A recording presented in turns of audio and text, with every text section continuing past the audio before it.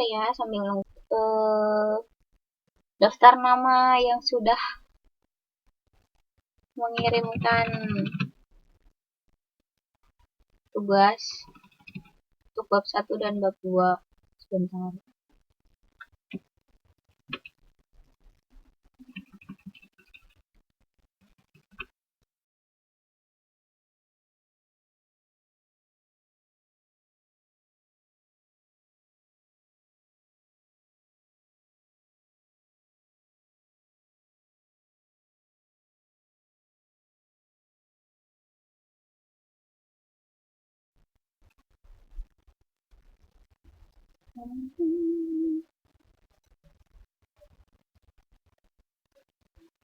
Ya, hari ini Jumat tanggal 22 Mei 2015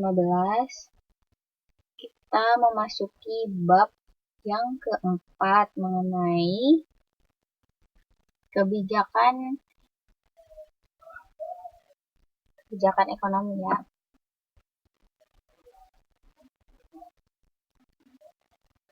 Ya, ini daftarnya. Semuanya bisa lihat, teman-teman. Ini yang terakhir ya, yang saya cek di email ekonomikpca@gmail.com yang sudah mengumpulkan untuk tes latihan soal dan tes formatif untuk bab 1.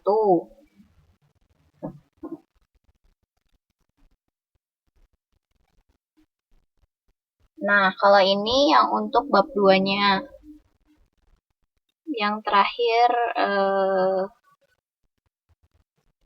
dengan saya cek udah terakhir tadi habis maghrib ya.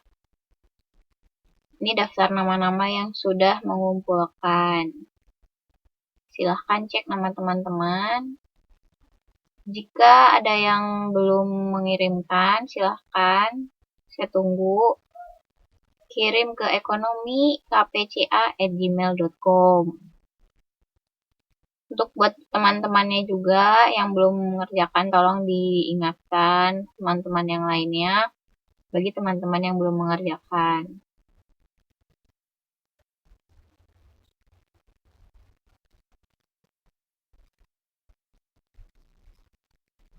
Kalau Mbak Ciput ngirimnya ke yang ekonomi KPCA ya?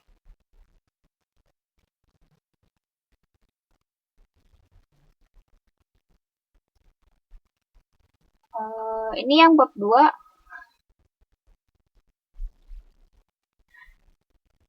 Coba, soalnya nih udah saya cek semuanya sih dari semua yang masuk. Oh, suaranya bergema. Gimana ya caranya? Sebentar. Waalaikumsalam.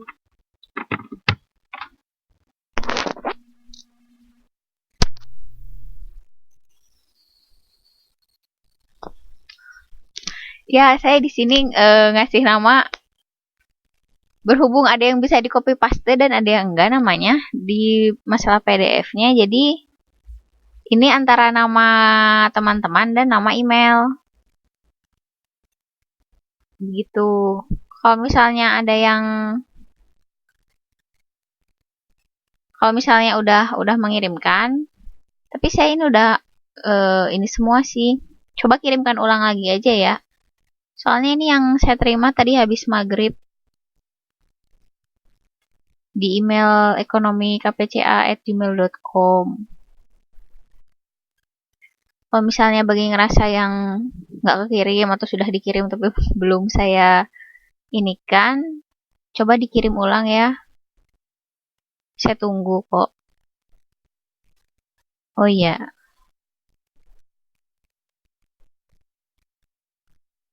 Oh iya, dan maaf, saya nggak bisa balas emailnya satu-satu. Karena mungkin pas lagi saya juga ada kerjaan, jadi saya cuma baca, oh ya udah dikirim gitu-gitu aja sih. Jadi maaf banget kalau saya nggak bisa, kemarin itu saya nggak bisa bales satu-satu, baik yang melewat email maupun lewat Facebook. Makasih buat yang udah menotif kalau udah ngirim. Mohon maaf sekali lagi, kemarin itu saya nggak bisa bales emailnya satu-satu kayak gitu, karena kesibukan juga. Oke, ntar kita bahas lagi ya mengenai pengumpulan soal ini kalau misalnya ada yang ditanyakan atau apa. Kemudian untuk malam ini kita akan belajar lanjut kepada bab keempat mengenai kebijakan pemerintah dalam bidang ekonomi.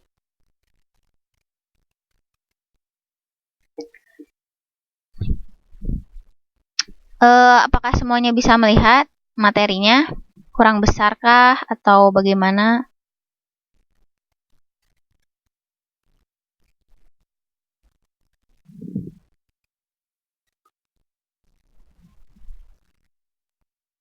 Kalau yang lewat HP, ya bentar ya, saya coba perbesar. Bagaimana kalau sekarang, teman-teman?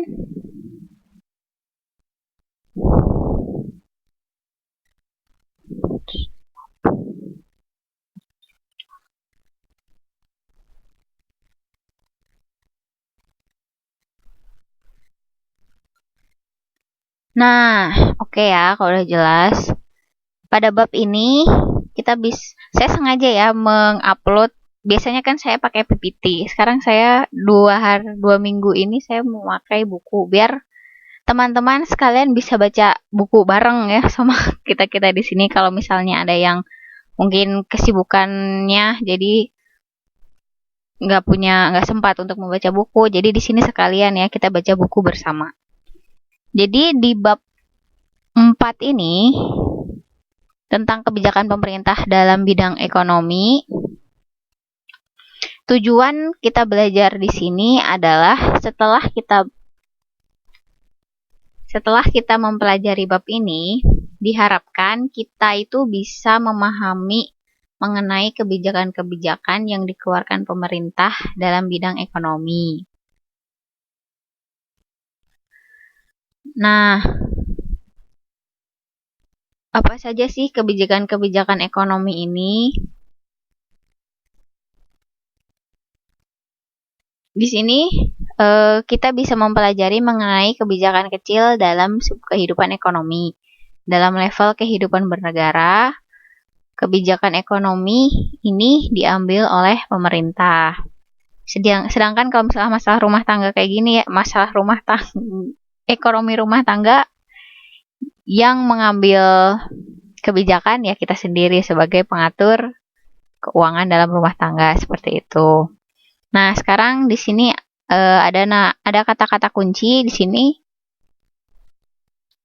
yang bisa dijadikan patokan kayak gitu.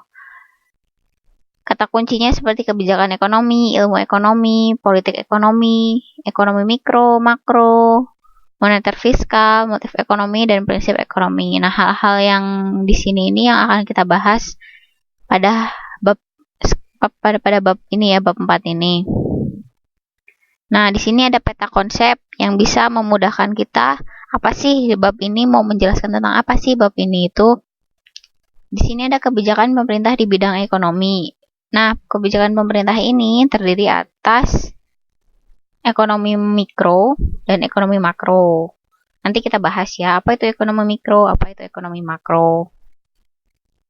Ekonomi mikro itu meliputi masalah ekonomi. Kedua, ekonomi ini terjadi masalah ekonomi. Dan dengan kebijakan-kebijakan pemerintah dalam bidang ekonomi ini, itu bisa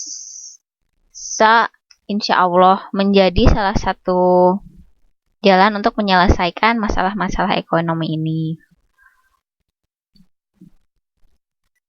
Kemudian kita masuk ke bagian A ya, bagian pertama, pembagian ilmu ekonomi. Pembagian ilmu ekonomi itu terdiri dari beberapa cabang. Yang pertama, ilmu ekonomi teori atau analisis ekonomi. Kita baca bareng-bareng ya.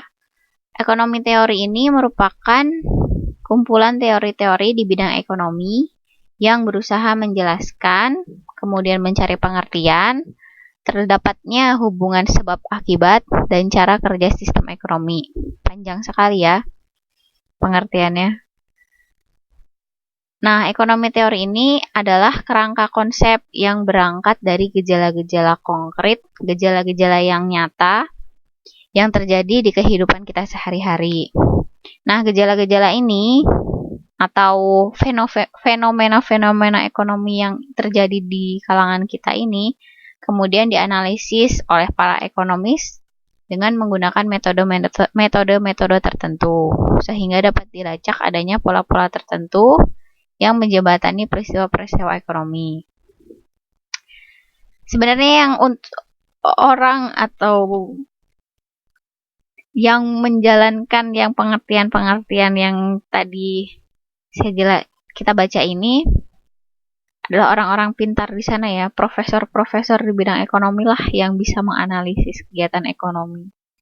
Kalau kita sebagai murid di sini, kita hanya sekedar tahu saja. Alhamdulillah kalau kita bisa menjadi calon profesor di bidang ekonomi seperti itu ya. Kemudian dalam ilmu ekonomi ini dibagi dua yang harus kita ketahui. Inilah yang harus kita pahami. Yaitu ekonomi makro dan ekonomi mikro.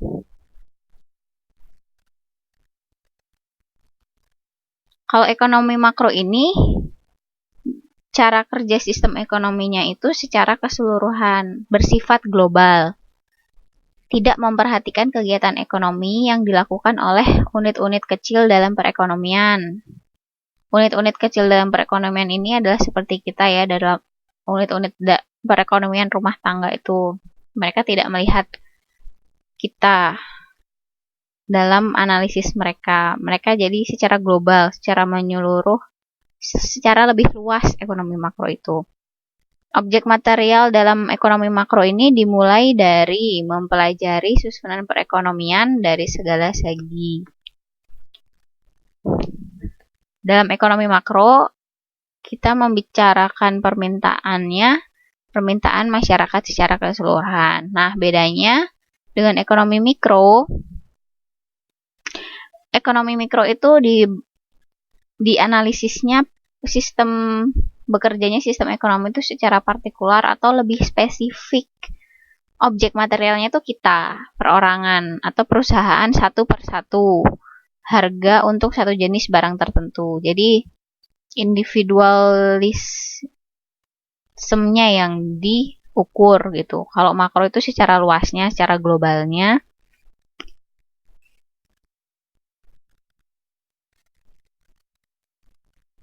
Iya Mbak Lia, silahkan. Jadi bedanya makro itu lebih luas, sedangkan mikro itu dilihat dari per individu. Individu ini baik perorangan, kita rumah tangga, ataupun individu perusahaan. Jadi hanya satu perusahaan terhadap perusahaan yang lain. Kalau ekonomi makro itu bisa dibilang contohnya kayak perkembangan ekonomi di daerah Jawa Barat. Jadi secara keseluruhan itunya Jawa Barat. Objek telitinya itu adalah sedaerah provinsi, seperti itu dilihatnya, bukan hanya misalnya satu perusahaan, misalnya perusahaan PLN kayak gitu.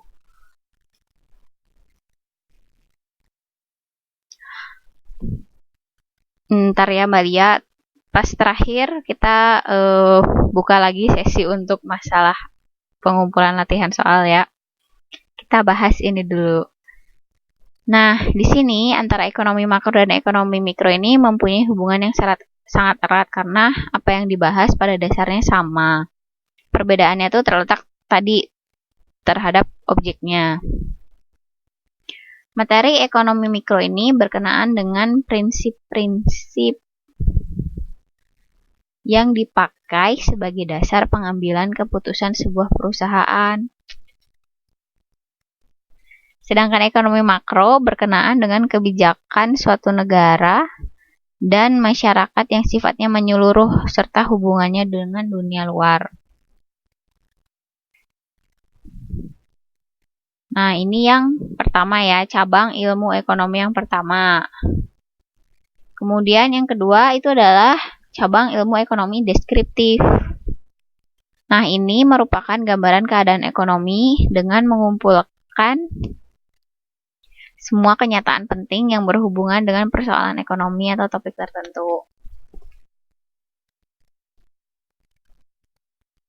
Bisa caranya dengan mencatat peristiwa-peristiwa ekonomi, dan biasanya ini dalam bentuk angka-angka. Contohnya, di sini disebutkan mengenai tabel perkembangan sektor industri tertentu atau keadaan ekonomi suatu daerah tertentu yang dikeluarkan oleh Badan Pusat Statistik.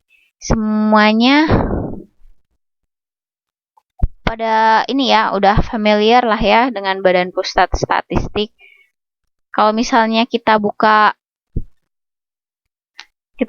websitenya ya, Badan Pusat Statistik, itu data-data apapun tentang statistik, nggak dibilang apapun sih ya.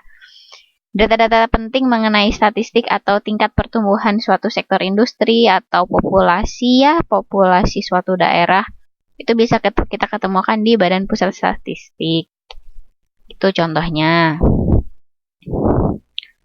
Kemudian cabang yang ketiga ini adalah ilmu ekonomi terapan.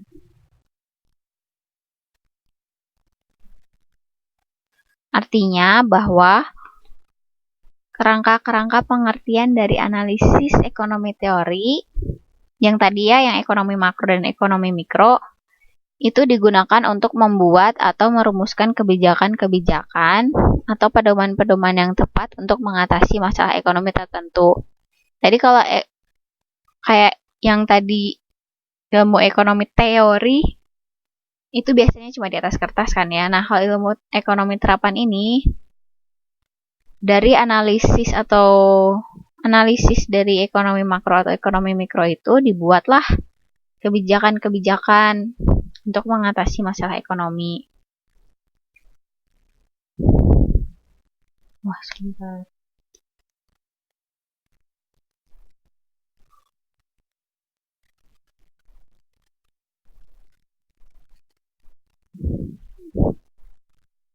Nah, berkenaan dengan spesialisasi dan penerapan pada bidang-bidang khusus, ini menimbulkan cabang-cabang ilmu ekonomi seperti ekonomi koperasi, ekonomi pembangunan, ekonomi moneter, ekonomi dan manajemen perusahaan, ekonomi internasional, dan ekonomi pertanian. Sebenarnya masih banyak lagi ya contoh-contohnya.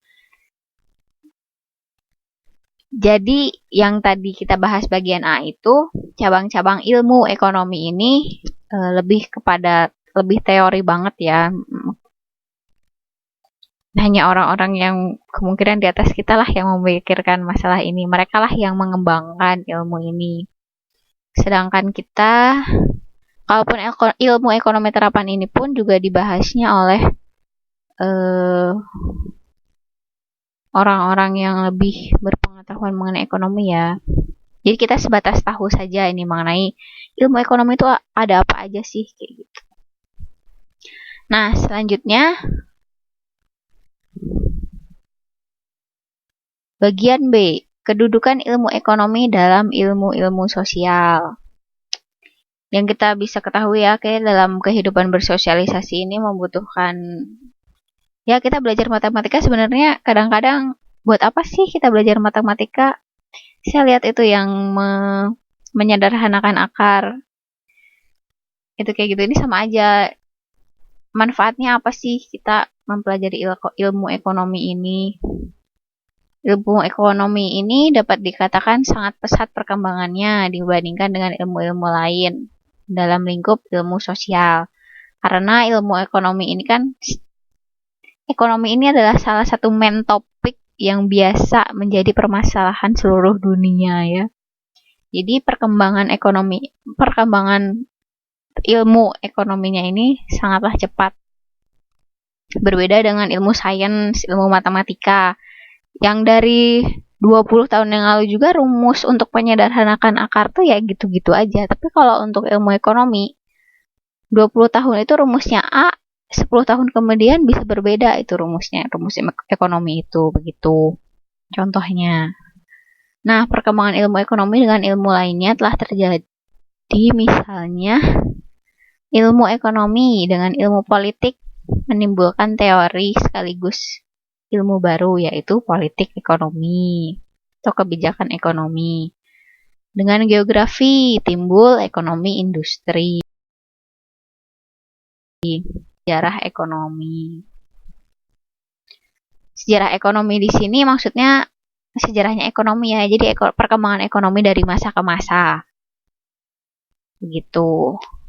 Nah, apabila melihat objek material dari ilmu ekonomi yang antara lain meliputi produksi, distribusi, pembangunan, moneter, perdagangan, dan dunia usaha.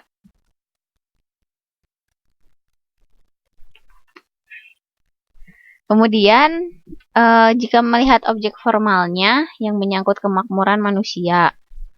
Nah, ilmu ekonomi ini bukan hanya untuk perkembangan sendiri, melainkan juga memberikan sumbangan terhadap pemecahan masalah dalam hubungannya dengan kebutuhan manusia. Dan alhasil ini bisa dengan ilmu ekonomi bisa mensejahterakan kehidupan kita sebagai manusia. Begitu teman-teman, tentang ilmu ekonomi. Ini tentang ilmunya dulu. Sampai tentang ilmu ekonominya secara teori ini ada yang mau ditanyakan nggak?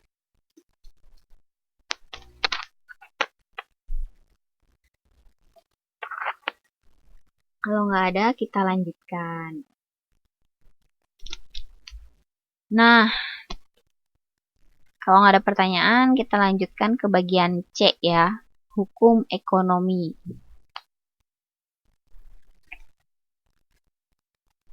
Ilmu ekonomi yang tadi kita bahas ini salah satu dari ilmu sosial yang menyelidiki peristiwa-peristiwa ekonomi. Di dalamnya terdapat ketentuan-ketentuan yang menerangkan pola hubungan antar peristiwa ekonomi. Hubungan-hubungan antar peristiwa ekonomi inilah yang disebut hukum ekonomi. Hukum ekonomi ini meliputi dua bagian. Pertama, hubungan sebab akibat. Biasanya ya, disebut juga hubungan kausal. Hubungan peristiwa ekonomi yang satu akan mengakibatkan peristiwa yang lain. Karena satu sebab, maka berakibatlah satu sebab. Seperti itu. Itu bukan sebab akibat. Nah, contohnya apa dari hubungan sebab akibat ini? Di sini disebutkan contohnya hubungan antara menjangkitnya hama padi dengan penurunan produksi padi. Otomatis kalau misalnya tanaman padi di sawah itu terserang hama penyakit atau tikus misalnya, maka produksi akan turun. Akan tetapi, hubungan ini tidak dapat berlaku sebaliknya. Penurunan produksi padi tidak menyebabkan naiknya hama penyakit. Iya, nggak ada hubungannya kan kalau misalnya penurunan produksi padi. Nah, sama halnya dengan hubungan antara jumlah uang yang beredar dalam masyarakat dengan harga. Apabila jumlah uang yang beredar itu bertambah, maka harga-harga barang akan naik. Tapi, kalau harga barang-barang naik, uang yang beredar tidak bertambah begitu. Inflasi ya ini namanya. Ketika uang yang beredar di luar itu lebih banyak dan harga-harga barang naik, itu biasanya kita sebut inflasi, teman-teman. Nah, tadi kan hubungan sebab dan akibat. Kemudian ada yang namanya dalam hukum ekonomi, kedua ada hubungan fungsional, hubungan yang saling mempengaruhi. hubungan dua peristiwa atau lebih yang saling mempengaruhi, ya pengertiannya. Nah, kalau yang tadi sebab dan akibat itu karena A maka menyebabkan B dan tidak bisa dibalik, kalau yang hubungan fungsional ini bisa berlaku sebaliknya. Contohnya adalah permintaan barang dan harga. Apabila permintaan barang naik, maka harga akan naik.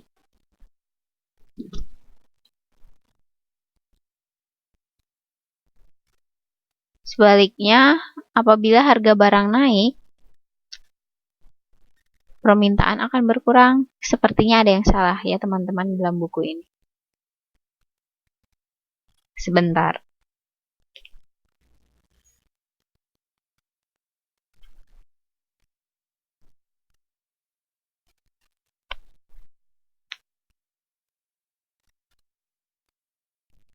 Ada yang bisa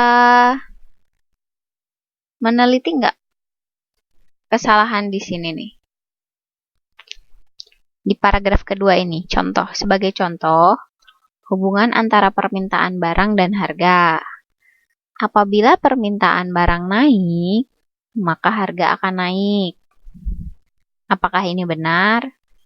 Sebaliknya, apabila harga barang naik, permintaan akan berkurang. Ada yang bisa memberikan pendapat mengenai kalimat ini?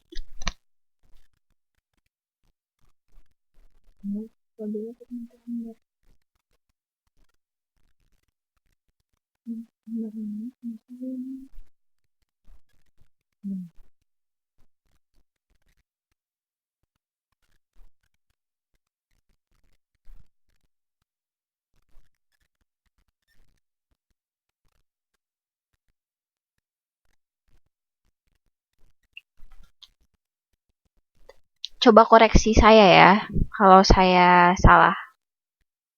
Kalau kita ingat-ingat hukum permintaan, nah ya kita ingat dari bab kita sebelumnya ya, yang tentang hukum permintaan dan hukum penawaran.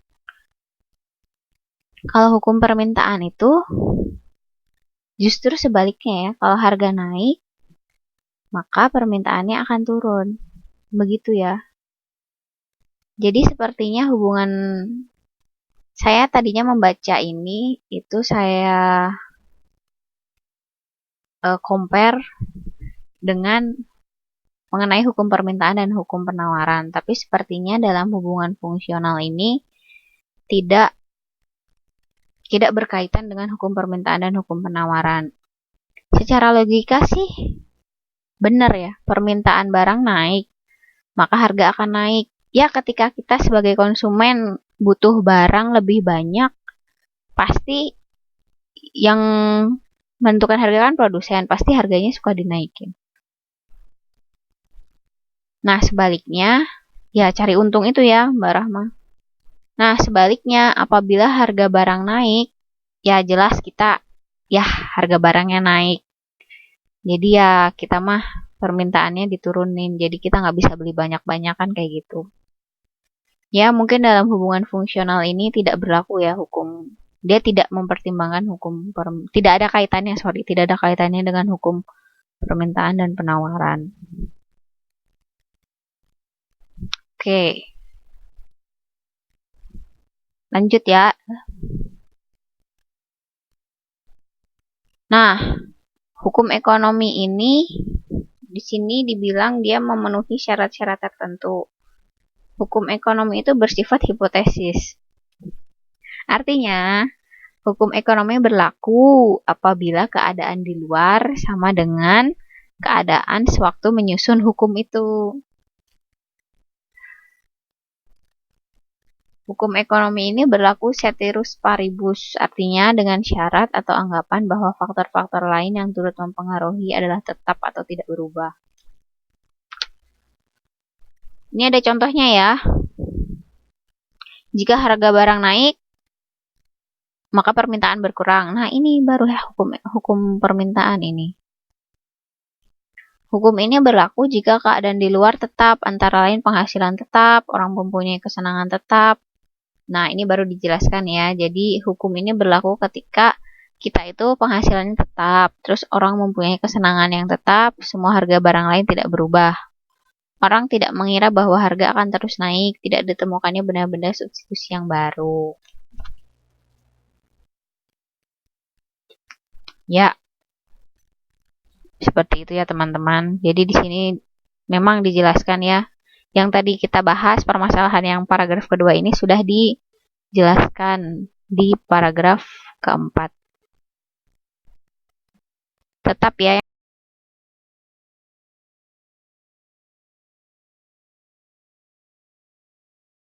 yang namanya hukum ekonomi, tetap faktor-faktor lainnya seperti penghasilan kita, interest kita, atau di sini dia bilang kesenangan kita, terus semua harga barang tidak berubah dan tidak ada benda substitusi begitu.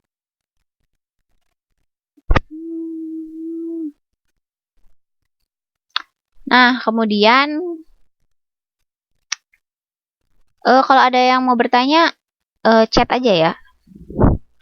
Chat apa pertanyaannya dan lain-lain. Kemudian kalau ada yang mau mengemukakan pendapat, silakan nanti kita bahas bersama-sama. Atau mungkin kemarin yang ketika mengerjakan soal ada kesulitan atau ada pertanyaan, silahkan ditanyakan ya sambil berjalan. Kemudian yang keempat itu kita bahas mengenai ilmu ekonomi dan kemakmuran. Coba Anda sebutkan kebutuhan Anda saat ini. Apakah Anda ingin semua kebutuhan Anda terpenuhi? Apa jawaban kita? Yes ya. Ya rumah lah, ya motor lah, ya pendidikan lah. Wah, menyenangkan sekali ya kalau misalnya kebutuhan kita dapat terpenuhi semua. Walaupun pada kenyataannya tidak semua terpenuhi. Karena tidak semua yang kita inginkan itu adalah yang terbaik gitu teman-teman.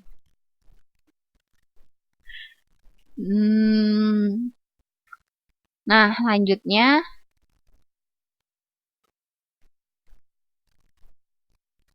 Oh ya, Mbak Rahma. Jawaban tugas tidak dikoreksi bersama. Sebenarnya saya pengen mengoreksi bersama. Cuma waktunya yang saya bingung kapan, karena mungkin kalau misalnya dari kemarin kita ngepas terus ya waktu untuk menjelaskan setiap bab pertemuan, jadi waktu untuk mengoreksi bersama itu nggak ada. Jadi kita coba deh ya sekarang hari ini kalau misalnya ada waktu, kita coba koreksi bersama.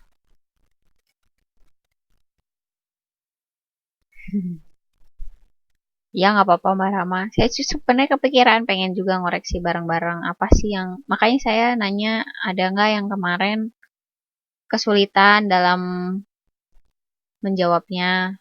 Ntar kita bahas bareng. Biasanya sih kalau memang ada yang sulit itu semuanya juga kerasain gitu. Jadi biar diskusi bareng. Soalnya kalau satu-satu dikoreksi agak sulit juga waktunya gitu Mbak. Oke, kita lanjut ya. Ya ini ya. Setiap orang dalam kehidupannya berkeinginan untuk dapat hidup layak atau tercukupi kebutuhan dengan baik dan tanpa banyak mengalami kesulitan sehingga merasa puas, tenang, dan tentram. Nah, tujuan mempelajari ilmu ekonomi ini tidak lain agar dapat membantu masyarakat dalam memecahkan masalah berkenaan dengan pemenuhan kebutuhan ekonomi.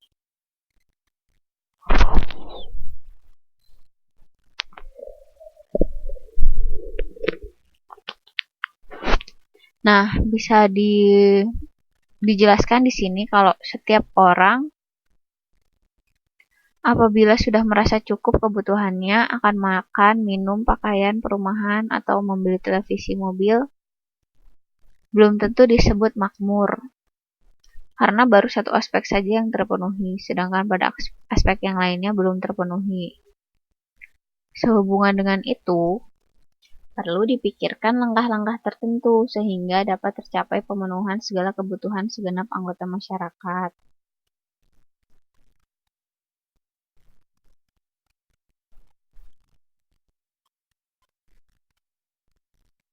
Ntar ya Mbak Nanda kita bahas.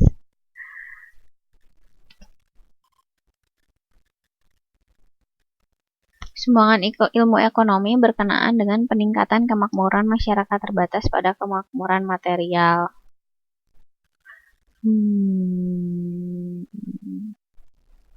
Nah, berkenaan dengan pencapaian kemakmuran material, diperlukanlah perancangan langkah-langkah yang sistematis dan pertimbangan yang masak.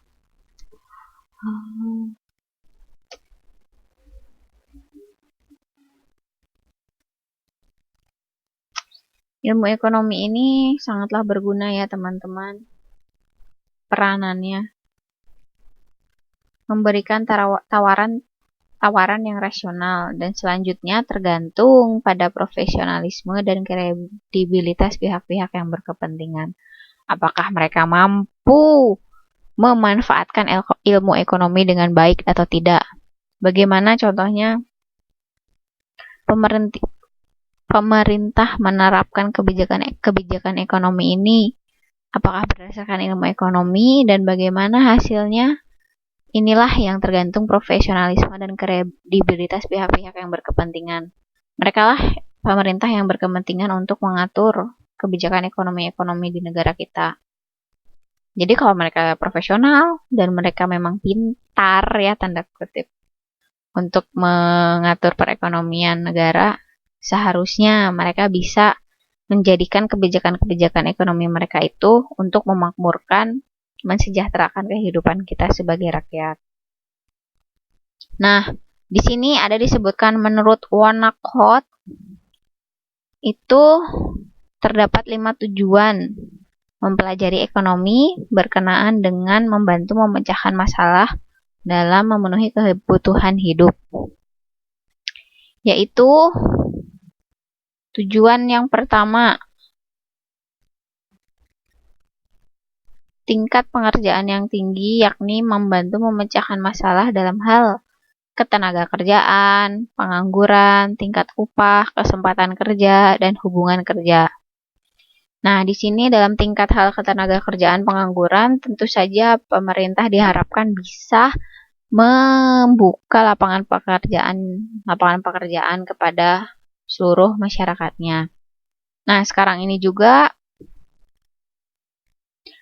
tidak hanya pemerintah itu berusaha untuk membuka lapangan-lapangan pekerjaan, melainkan pemerintah juga mungkin sudah 5 tahun terakhir ini ya, mengadakan atau mendorong masyarakat untuk menjadi wirausaha atau entrepreneur agar bisa mandiri, jadi tidak tergantung kepada perusahaan-perusahaan atau para pengusaha yang punya modal tinggi yang mungkin setiap saat bisa tiba-tiba gulung tikar ya. Jadi otomatis pengangguran pun juga akan bertambah. Tapi ketika kita bisa berusaha dengan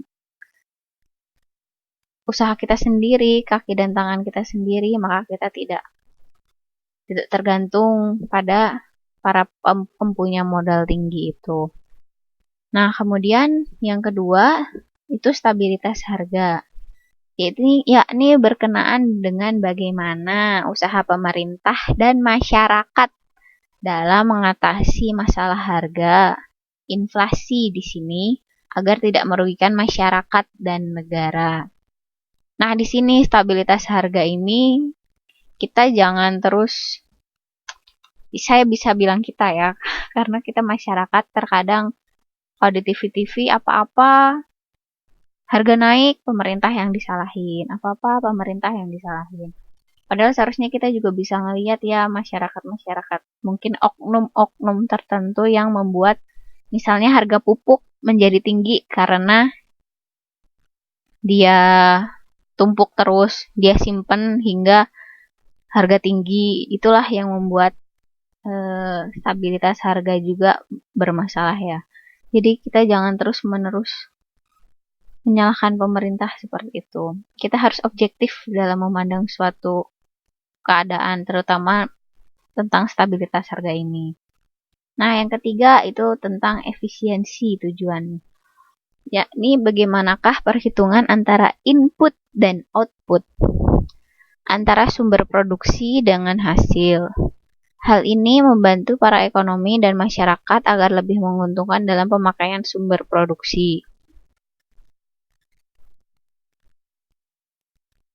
Jadi contohnya misalnya kayak pabrik kertas. Pabrik kertas sekarang tuh kan sumber produksi untuk pabrik kertas tuh apa sih? Kayu kan ya, pohon. Alhasil gunung gundul. Alhasil erosi lah, banjir lah, dan segala macamnya. Nah, di sini diharapkan sekarang itu lagi ada isu mengenai waste paper. Jadi input atau sumber produksi dari pabrik kertas ini adalah kertas bekas. Kemudian diolah kembali dan menghasilkan kertas yang sama kayak gitu. Ini adalah salah satu isu mengenai efisiensi. Nah, terus yang keempat itu tentang distribusi. Distribusi pendapatan yang adil. Artinya, kecenderungan untuk bergerak ke arah pendapatan yang merata yang diupayakan pemerintah dan masyarakat. Nah, disinilah yang sebenarnya kita rasakan ya. Distribusi pendapatan yang adil, sepertinya pemerintah belum bisa mengerjakan PR ini dengan baik. Karena kita tahu orang-orang berduyun-duyun nyari pekerjaan di kota. Kenapa pada mau ke kota? Di desa soalnya pendapatannya gitu-gitu aja, gini-gini. Sama halnya mungkin seperti teman-teman di sini yang lebih memilih untuk bekerja keluar. Alhamdulillah lebih bisa dapat rezekinya memang dari luar seperti itu. Inilah PR besar pemerintah ya untuk mendistribusikan pendapatan yang adil di setiap daerah, baik dari mulai Sabang sampai Merauke. Kemudian pertumbuhan ekonomi yang kelima tujuannya, yakni ilmu ekonomi membantu memberikan dasar untuk meningkatkan pertumbuhan ekonomi. Artinya pembangunan ekonomi jangan sampai merusak lingkungan dan harus bijak. Seperti itu. Jelas ya teman-teman?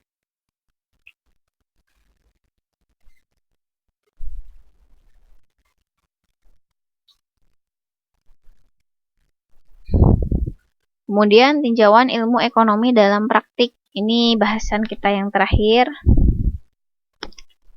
hari ini.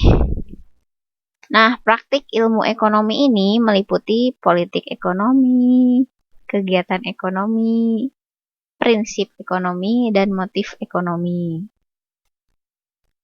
Ini ilmu ekonomi dalam praktiknya ya. Nah, yang pertama kita bahas mengenai politik ekonomi. Pada dasarnya, istilah politik ini menunjuk pada setiap tindakan yang bertujuan untuk memperbaiki.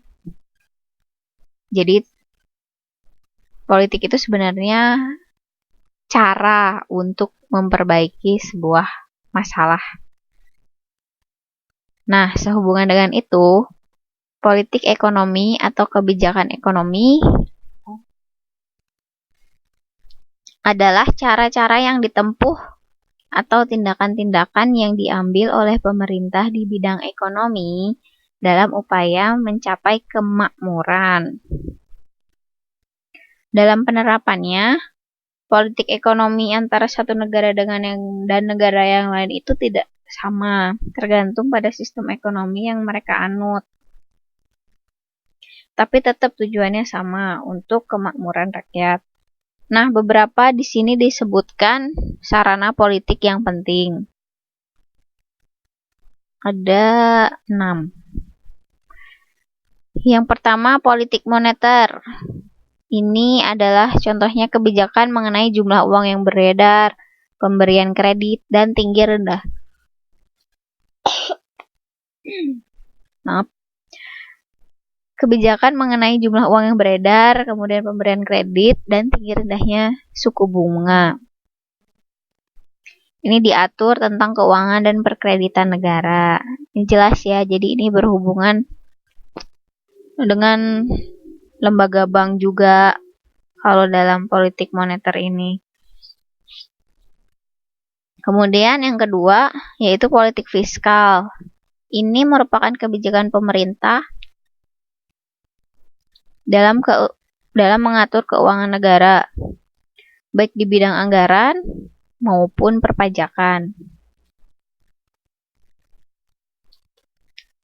Jadi ini berkenaan dengan ekspor-impor ya, politik fiskal ini. Karena berhubungan juga dengan ekspor-impor. Karena ketika perdagangan dunia, atau bisa kita bilang perdagangan di negara kita ini baik, ekspor kita baik, maka keadaan fiskal negara kita ini akan lebih baik. Seperti itu. Dan bila kita masyarakat lebih sadar membayar pajak, tentu saja itu juga membuat keadaan fiskal negara kita itu lebih baik. Kemudian yang ketiga, sarananya itu adalah politik produksi. Ini adalah kebijakan pemerintah yang berkenaan dengan peningkatan produksi dalam negeri dengan menggunakan sumber-sumber alam secara efisien. Politik ekonomi dengan tujuan untuk melindungi dan memajukan industri dalam negeri disebut kebijakan proteksionisme.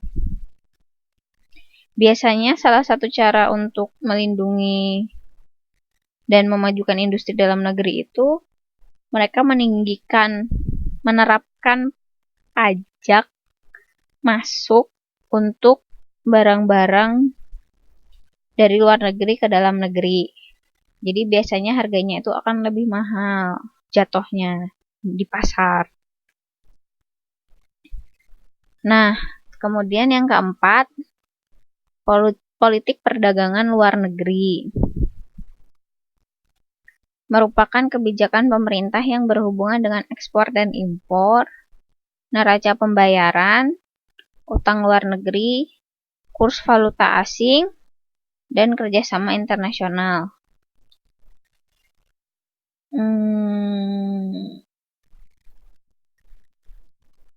Kalau teman-teman tahu tentang ASEAN itu adalah ASEAN itu kumpulan negara-negara Asia Tenggara. Mereka salah satunya bekerja sama di bidang ekonomi. Dan sekarang kita itu sudah membuka satu pintu. Jadi sebagai dibayanginnya, jadi ASEAN itu sekarang udah satu keluarga, satu rumah. Nah, kita itu ASEAN ini, anggota-anggota ASEAN, kita punya satu pintu di mana regional-regional lainnya seperti Eropa, Amerika, itu bisa masuk perdagangan itu melalui satu pintu itu. Dari satu pintu itu bisa mencakup kepada negara-negara Asia Tenggara, salah satunya adalah kita negara Indonesia. Inilah dengan ASEAN ini salah satu negara kita untuk berpolitik dalam perdagangan luar negeri seperti itu. Nah, terus yang kelima, sarana politik ekonomi yang kelima ini adalah politik harga dan upah. Nah, ini adalah kebijakan pemerintah dalam pengawasan dan pengendalian harga-harga barang dan upah yang merupakan bagian penting dalam usaha stabilitas di bidang ekonomi. Ketika harga naik, biasanya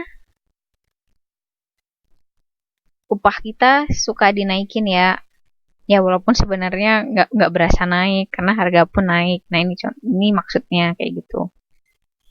Terus yang ke-6 yang terakhir itu adalah politik sosial dan ketenaga kerjaan. Merupakan kebijakan pemerintah yang berkenaan dengan penciptaan kesempatan kerja, hubungan tenaga kerja, dan kesejahteraan para pekerja karyawan melalui UMR.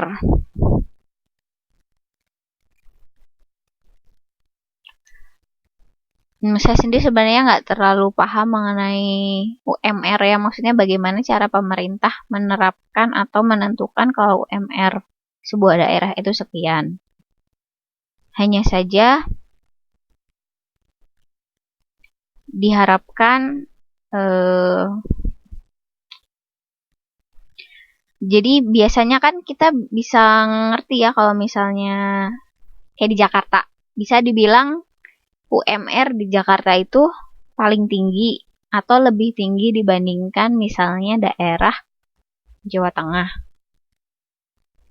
Nah, tetapi kita juga harus lihat kan, kesempatan kerja di Jakarta pun mungkin lebih banyak. Namun, tingkat kesejahteraannya pun juga gak seberapa gitu. Walaupun UMR-nya tinggi, tapi karena harga-harga barang di Jakarta itu lebih mahal, sekalipun jadi tingkat kesejahteraannya pun ya segitu-gitu aja gitu, walaupun UMR-nya tinggi.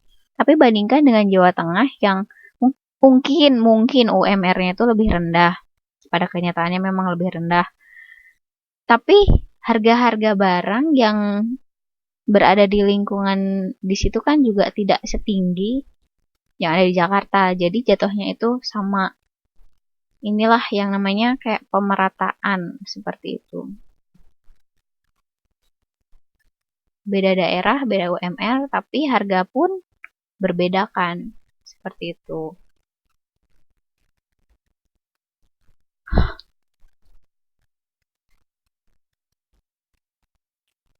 Nah, yang kedua, yang tadi praktik ilmu yang pertama ya, di bidang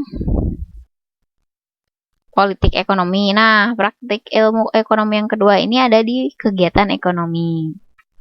Pada dasarnya, kegiatan ekonomi ini adalah suatu aktivitas atau usaha yang dilakukan manusia untuk mewujudkan kemakmuran, baik material, kebutuhan manusia dalam hidup, primer, kebutuhan sekunder, maupun kebutuhan hal-hal yang tersier. Nah, untuk mencapai semuanya, kita udah dari awal pertemuan kita udah menjelaskan ya kegiatan ekonomi itu ada apa aja, ada produksi, distribusi, dan konsumsi. Nah, disinilah dalam kegiatan ekonomi ini, ilmu ekonomi itu kita terapkan.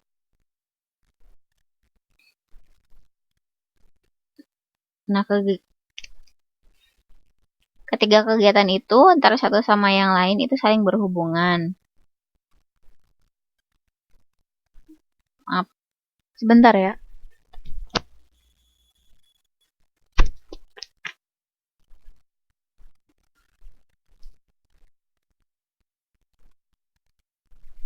Oh iya, nggak apa-apa Mbak Citra.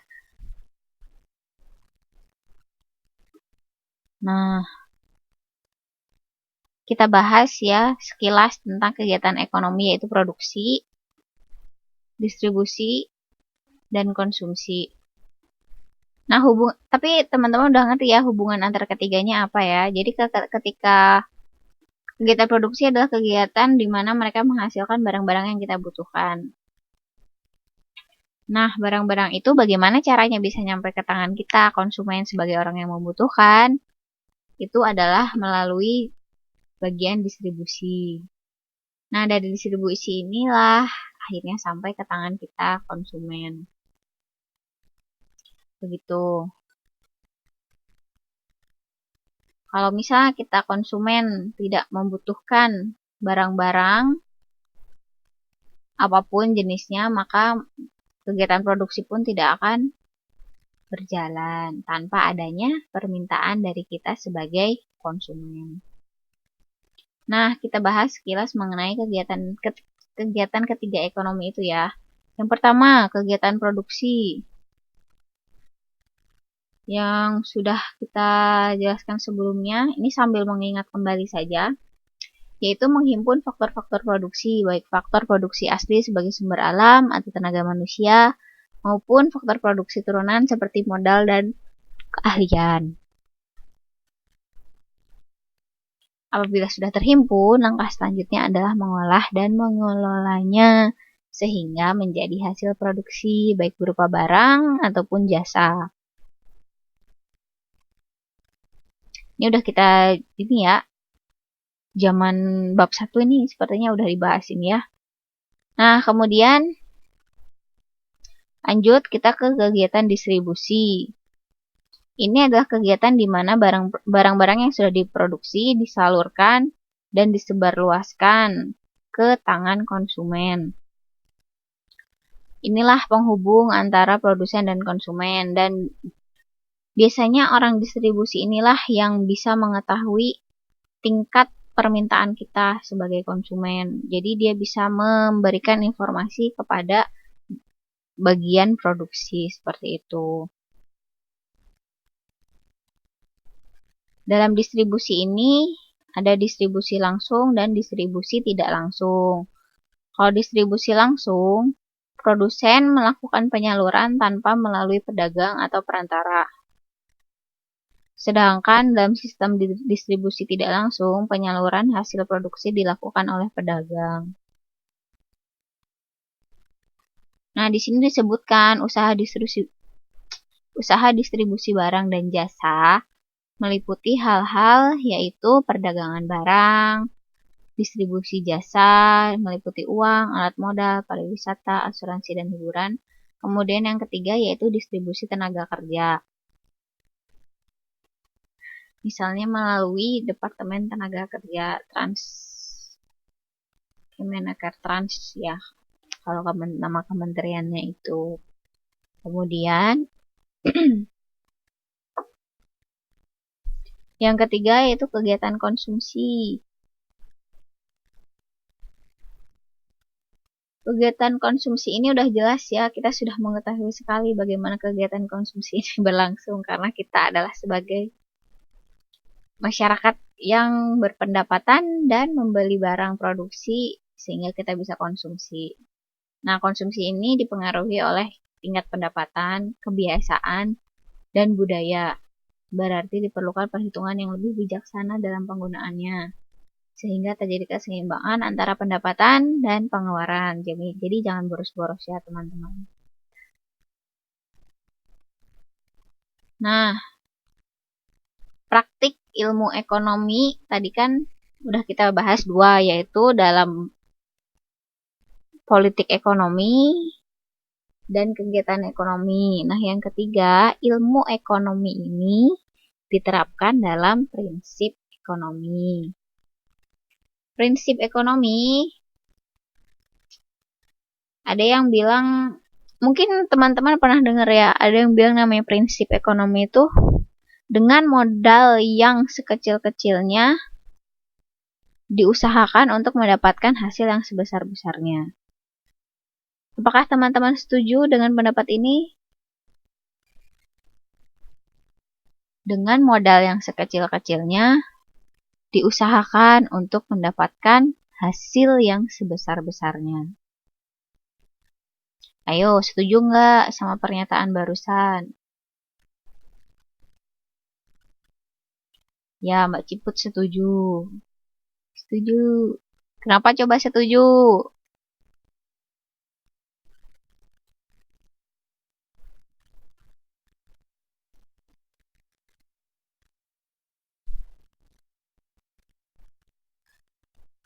Rata-rata pada setuju ya. Dengan modal sekecil-kecilnya diusahakan mendapatkan hasil sebesar-besarnya atau sebaik-baiknya. Kalau saya sih kurang setuju ya dengan pernyataan tersebut. Karena saya saya disadarkan oleh guru saya juga kalau kamu Kalau misalnya dibilang dengan modal sekecil-kecilnya diusahakan buat sebesar-besarnya, itu namanya maruk ya. Cuma itu lebih, kalau misalnya saya lebih senang kalau dibilangnya seperti ini. Statementnya diubah ya, jadi kayak gini. Dengan modal tertentu, diusahakan mendapatkan hasil yang tertentu. Sebenarnya gini, kalau misalnya dengan hasil yang, dengan modal yang sekecil-kecilnya, kita pengennya mendapatkan yang sebesar-besarnya. Itu kayak nggak, kurang ini aja sih. Kurang masuk akal ya. Ya, modal kecil itu pasti ya dapatnya juga kecil gitu. Kecuali kalau kita mengelolanya dengan tambahan-tambahan, dengan kegiatan-kegiatan yang lain ya, yang bisa memberikan hasil yang lebih besar. Cuma saya lebih setujunya sama statement yang kedua aja sih. Dengan modal tertentu, kita bisa mendapatkan hasil yang baik kayak gitu. Nah ini nih, Mbak Ciput. Saya pernah baca artikel, modal dia hanya 50.000, tapi sekarang hasilnya sampai 400 juta per bulan. Nah, banyak sekali ya yang kayak gini. Saya juga banyak baca kayak gini. Bahkan kemarin saya ditawarin bisnis yang beginian.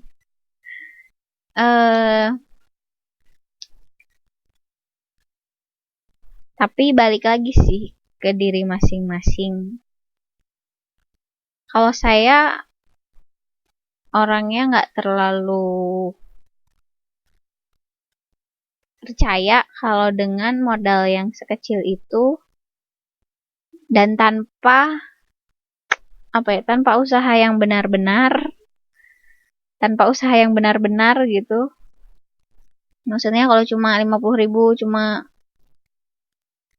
dan sebagainya, tapi tiba-tiba dapat keuntungan yang sangat besar, bahkan maaf ya, dalam Islam pun kita nggak diajarkan seperti itu kayak gitu.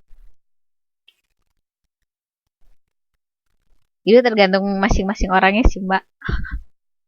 Saya tahu ada yang kayak gitu. Apalagi kalau misalnya itu salah satu bisnis, kalau misalnya pernah dengar bisnis MLM, multi level marketing,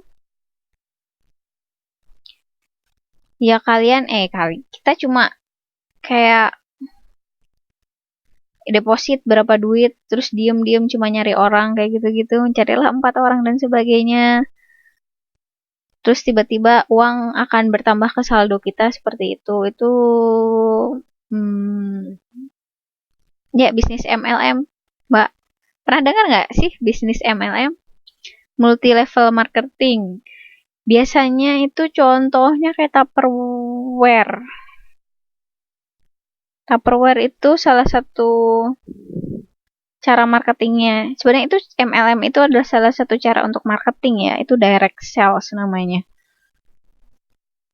Jadi misalnya kita jadi anggota, kita bayar berapa? Misalnya 100.000 per bulan. Nah, ketika kita bisa mengajak at least misalnya 4 orang, terus mereka sih bilangnya itu jadi kaki kanan kaki kiri kita gitu. Nah, nanti dari situ si teman-teman yang kita ajak ini juga bayar kan, bayar per bulannya terus. Nah, itu uangnya itu bisa masuk ke saldo kita juga kayak gitu, penjualan mereka itu. Jadi semakin banyak kita mencari orang atau kaki kanan kiri kita itu bertambah banyak orang, maka pendapatan kita itu akan lebih banyak, padahal kita cuma ngajakin orang doang, diem di rumah ngajakin orang kayak gitu. Sebenarnya itu tergantung pribadi masing-masing sih melihatnya seperti apa, tapi kalau saya sih lebih suka ekonomi yang konvensional ya. Jadi di mana saya berusaha, saya dagang, misalnya dagang ini dari pagi sampai sore dapat duit, saya lebih suka kayak gitu sih daripada ya yang gitu, yang bisnis MLM kayak gitu. Ya begitulah yang namanya modal sekecil-kecilnya mendapatkan hasil yang sebanyak-banyaknya, itu salah satu contohnya tuh yang MLM itu. Saya nggak terlalu setuju sih, tapi itu tergantung teman-teman. Kalau misalnya teman-teman setuju ya silakan.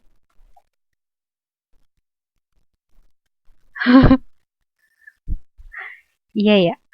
Iya biasanya gitu, yang bisnis MLM emang suka ngejar target. Biasanya saya, kalau teman saya nyebutnya di prospek. Kita tuh di prospek sama anggota-anggota MLM itu gitu. Ya buat pelajaran saja itu mah. Kita ambil hikmahnya. Kalau misalnya kita ngerasa kita dirugiin, ya doain aja. Kalau kita misalnya kita dapat ilmu, ya alhamdulillah syukuri aja. Asalkan kita tetap ya berkegiatan ekonomi dalam hal mendapatkan uang dan sebagainya, masih halal dan sebagainya. Jangan merugikan orang lain kayak gitu. Berarti kalau mau kita harus punya nomor HP 2 ya Mbak Nining. Yang satu disimpan, yang satu buat disebarkan ke teman-teman atau ke orang-orang seperti itu ya. Oke, lanjut deh. Ngerti ya tentang prinsip ekonomi ini? Jadi bagaimana kita bertindak dalam melakukan kegiatan ekonomi.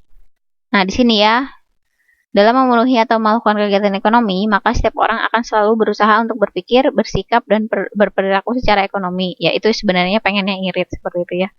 Hal ini menunjukkan bahwa mereka berusaha menggunakan prinsip ekonomi. Kalau beli di toko A, wah mahal nih, mending beli di toko B.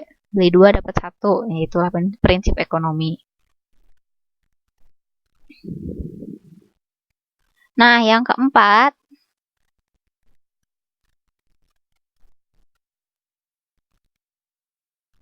ini adalah motif ekonomi prakteknya. Prakteknya motif ekonomi. Kebutuhan manusia yang tidak terbatas menjadikan manusia merasa dirinya kekurangan. Ya inilah kalau misalnya kita nggak pandai bersyukur ya, serba kurang terus. Padahal mah udah cukup kalau dipikir-pikir. Nah, untuk mengatasi kekurangan ini, maka manusia berusaha melakukan suatu tindakan tertentu yang biasanya disebut tindakan ekonomi. Tindakan untuk menghasilkan pendapatan atau mendapatkan suatu barang atau jasa. Nah, kegiatan ekonomi ini beragam, tergantung motif ekonomi pun yang beragam. Nah, beberapa motif ekonomi secara umum mendorong manusia untuk melakukan tindakan ekonomi adalah, jadi motif ekonomi kita, motif kita untuk bekerja, mendapatkan uang, membeli barang-barang kebutuhan kita itu, yang pertama adalah untuk memenuhi kebutuhan hidup. Ada beberapa faktor yang mendorong hal ini, memenuhi kebutuhan hidup. Tentu saja melangsungkan dan mempertahankan hidup, akan makan, minum, pakaian, kemudian mewujudkan keharmonisan, keamanan dan ketentraman, mewujudkan cita-cita atau harapan yang diinginkan, serta menjaga harga diri, gengsi, dan terpandang di masyarakat. Entahlah ya ini gengsi di sini seperti apa teman-teman berpikirnya, tapi saya kurang begitu setuju sih dengan ini. Nah, yang kedua yaitu mencari keuntungan atau laba. Ya, berdagang tentu saja kita untuk mencari keuntungan. Mencari keuntungan atau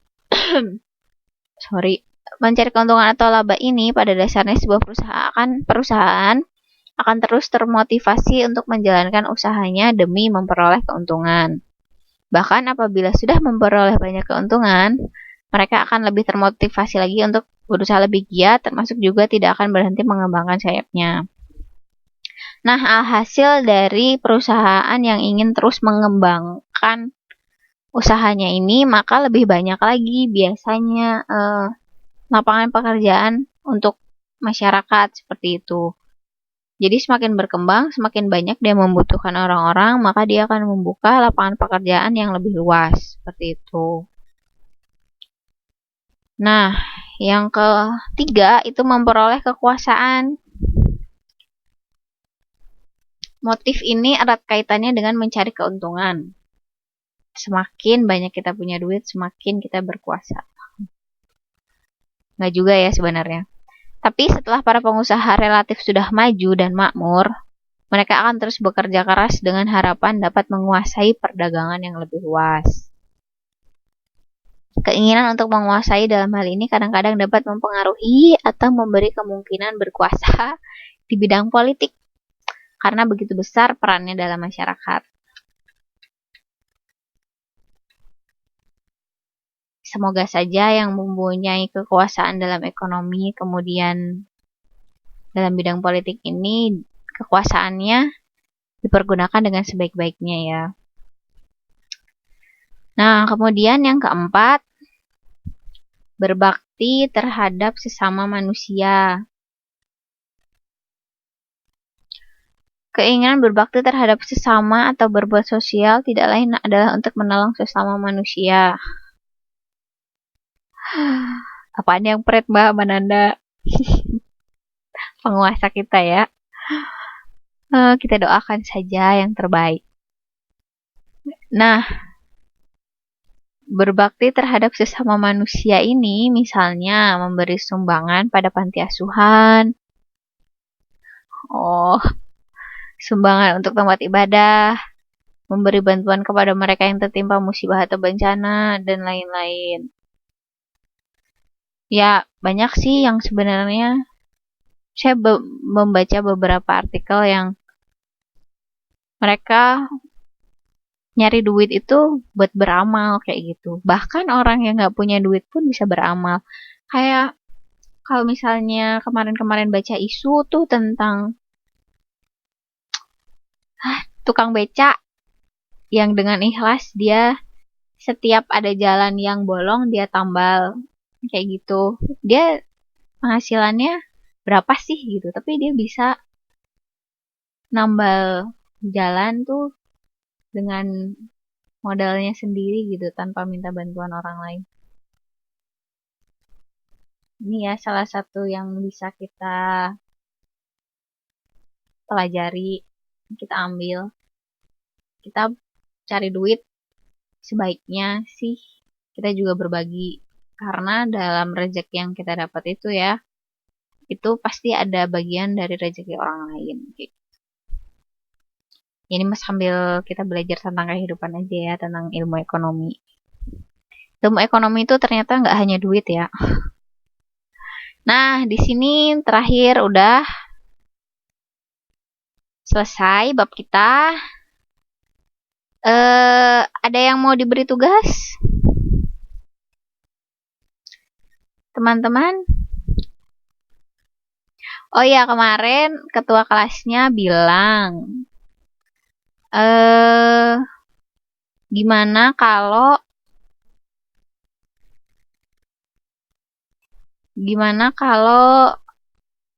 setiap ada tugas itu dibuat kelompok dan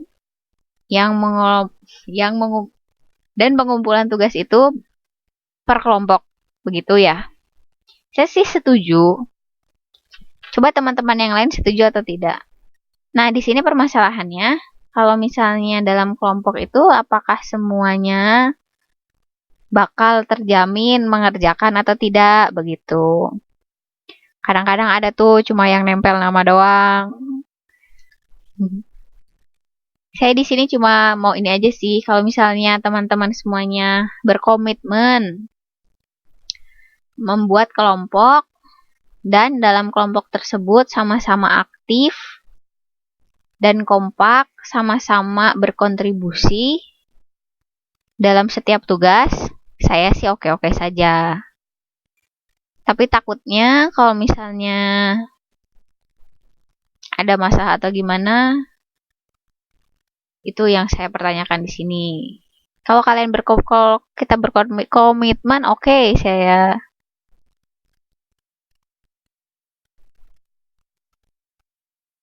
Pengambilan nilai tentu saja pembagiannya rata lah. Kalau misalnya per kelompok ya. Kalau kelompok A misalnya hasil pengumpulannya bagus, ya rata nilainya 80 semua. Seperti itu. Kalau dicoba dulu, oke. Dicobanya dari ini ya.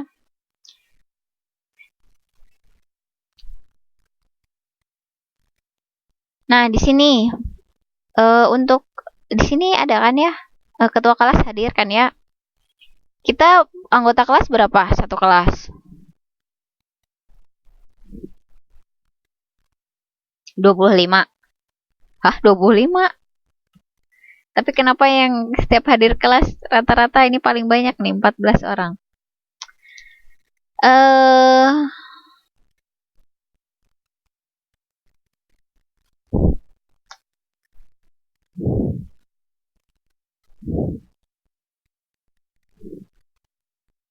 Nah,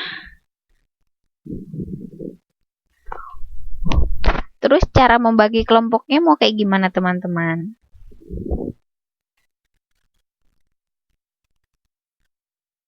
Apakah saya yang bagi kelompok atau ketua kelas saja ya yang bagi kelompok ya? Tolong ketua kelas bagi kelompok. Oh, sudah dibentuk. Alhamdulillah. Nah, sekarang tugas pertama adalah ini, halaman ini. Halaman berapa ini? Halaman 65 ya. Bentuklah kelompok. Kemudian melalui media massa carilah sebuah kebijakan pemerintah Indonesia dalam bidang ekonomi. Kemudian diskusikan, catat, dan kirimkan hasilnya ke saya. Oke? Tolong ketua kelas itu ya, diatur pembagian kelompoknya. Nanti saya coba upload lagi tugasnya apa, kapan dikumpulin, dan sebagainya. Saya upload bersamaan dengan rekaman kita hari ini, oke? Oke teman-teman. Semua setuju ya pembagian kelompoknya ya, udah ya. Semoga kompak, usahakan kompak.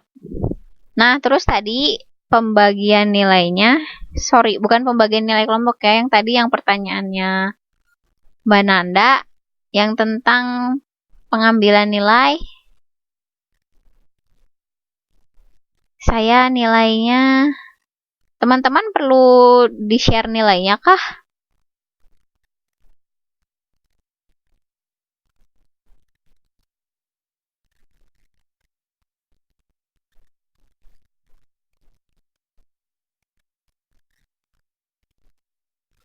Sebenarnya saya pengen nge-share nilai, tapi karena masih banyak yang menyusul, jadi ini. Sebenarnya kalau saya baca, nilai 90 itu sudah hampir semuanya. 90 ke atas lah. Kalau misalnya saya nilai benar atau tidaknya ya, 90. Saya sudah baca 90 ke atas itu dapat.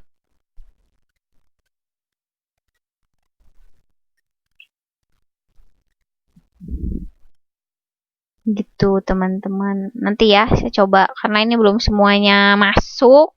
Kalau benar ada 25 orang, ini baru 16 orang ya yang mengumpulkan 14 untuk bab 2. Jadi saya masih menunggu teman-teman yang lainnya. Oke, kalau misalnya ada pertanyaan, Mbak Ciput silahkan. Kalau bagi yang merasa tidak ada namanya di sini, silahkan kirimkan ulang ya. Karena saya udah buka satu-satu sih sebenarnya ini. Takutnya memang masuk spam atau apa, saya juga nggak cek. Jadi tolong kirimkan ulang. Makasih ya buat hari ini. Nanti selanjutnya saya umumkan di Facebook. Assalamualaikum warahmatullahi wabarakatuh.